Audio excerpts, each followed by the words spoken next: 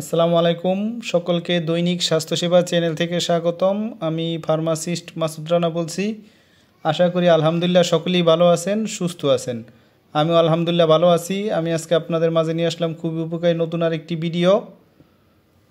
Lotion প্রোসালিক lotion, এটা square pharmaceuticals লিমিটেডের তৈরি।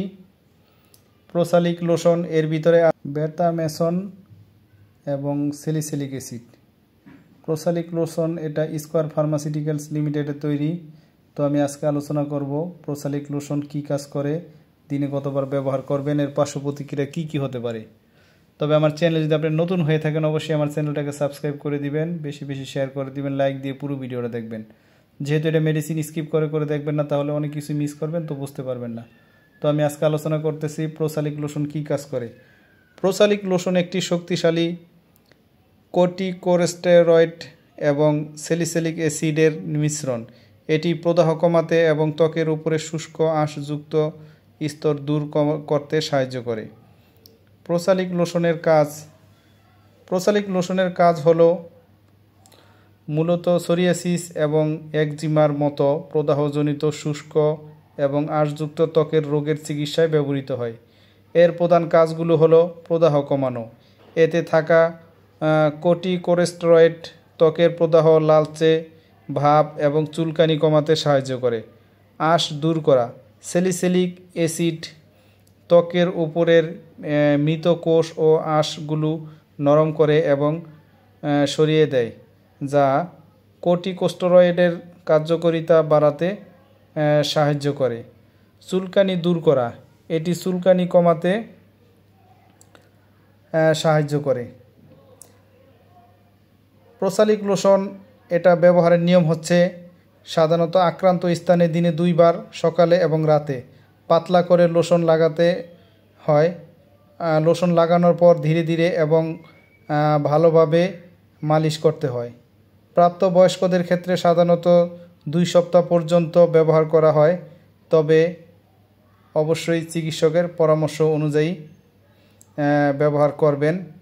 শিশুদের ক্ষেত্রে ব্যবহারের সময়সীমা সাধারণত 5 দিনের মধ্যে সীমাবদ্ধ রাখা হয়। অবশ্যই চিকিৎসকের পরামর্শ অনুযায়ী ব্যবহার করবেন, চিকিৎসকের পরামর্শ ছাড়া ব্যবহার করবেন না। প্রোসালিক লোশন এটা খুবই ভালো, তবে এর কিছু পার্শ্ব প্রতিক্রিয়াও আছে।